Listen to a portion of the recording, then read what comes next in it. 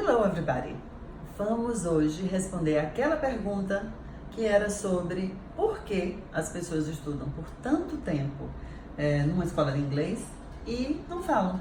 Né? Algumas sim, mas poucas em relação à quantidade de pessoas que estudam, inclusive crianças.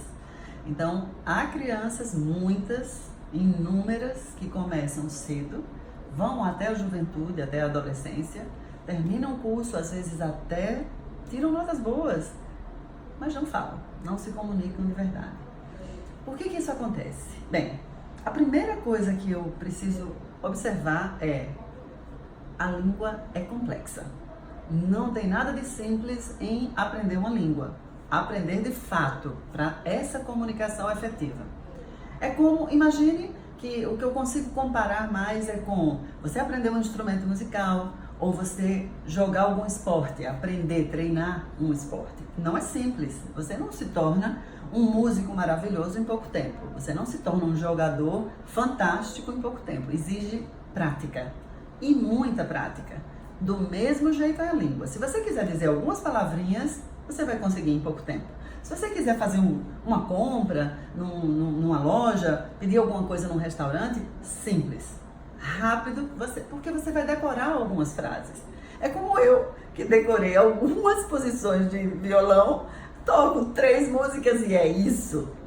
Só não sei música, jamais poderia fazer nem para os amigos um concerto ou tocar violão entendendo do que a gente fala. Não é possível. A mesma coisa se aplica à língua. Bem, como é que se ensina inglês em geral numa escola de inglês? Por meio de um método que prevê que a língua é uma habilidade que precisa ser aprendida. Você aprende como ela funciona. Isso aí, justamente esse ponto é o principal. Para você aprender como uma língua funciona e depois juntar os pedaços dela, transformar num todo, que é como se usa uma língua naturalmente, fica mais difícil. Exige muita prática. Muitos anos de estudo, não tem como fugir disso. Muitos anos, muita prática, muitas horas de prática. Quando eu falo prática, é aquele exercício repetitivo que às vezes é disfarçado até, como se fosse, é o que se chama de um exercício comunicativo.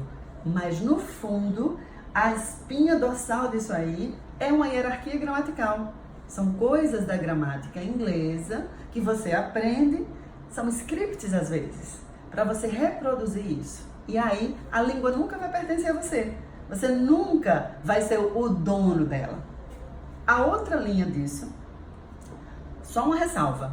Você pode sim falar inglês dessa maneira, desde que você se dedique. Ou que você tenha uma aptidão gigantesca, como é o caso dos talentos do esporte, como é o caso dos talentos da música, você pode ser um talento da língua. Aí vai exigir menos esforço de você, mas vai exigir esforço sim. Não tanto quanto alguém normal, digamos assim. Bom, vamos para a segunda questão. Existe uma outra maneira de você dominar uma língua. Você ser exposto a ela e, de fato, você usá-la desde o começo para alguma coisa que tenha significado. É o caso de quem viaja, de quem vai para o exterior e mora nesse lugar. Se for criança, mais ainda, por causa das barreiras psicológicas que o adulto tem. Só por isso, não é que o adulto não aprende não, viu? No caso de gente, não é como papagaio. Papagaio velho não aprende, mas gente aprende. Desde que não tenha essas barreiras psicológicas que são impostas pela própria pessoa. A criança, como ela tem menos, é possível trabalhar com ela dessa maneira mais natural, que é como o sistema que faz, é como nós fazemos aqui. O que acontece? A criança vem, ela é colocada numa sala em que, o professor só fala inglês com ela. A língua é usada naturalmente, para o que ela existe. No entanto, dependendo da idade da criança, ela tem uma atividade proposta, significativa, de outras coisas. Não de inglês. Até porque uma criança não consegue processar isso. Não adianta ir por essa via. Aí que vem as frustrações. Então, a criança, ela consegue participar de uma atividade que ela, em geral, lúdica, que pode ser de português, Ou, desculpa, de português não, né? É a única que não pode ser. Pode ser de história, de geografia, de ciências, de matemática, de esporte, de culinária, o que quer que seja. É uma atividade que nós vamos fazer em que a língua falada é o inglês de maneira natural. A criança vai se envolvendo com a atividade e aí essa língua é internalizada e ela passa a construir a própria língua a partir de tudo isso que foi internalizado.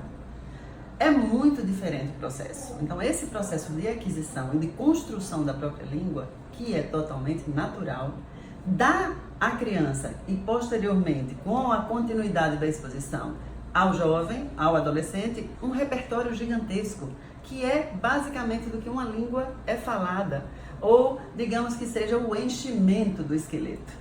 E esse enchimento é gigantesco quando você faz o processo de aquisição. Muito diferente do processo de aprendizagem, que é blocadinho, feito de fora para dentro. Nesse caso, é de dentro para fora. E aí, o que a gente vê? Resultados fenomenais. Crianças com 9 anos fluentes, com 7 anos fluentes. A gente tem coisas que a gente jamais veria com o processo mais artificial, que é o de aprendizagem. Isso é sistêmico.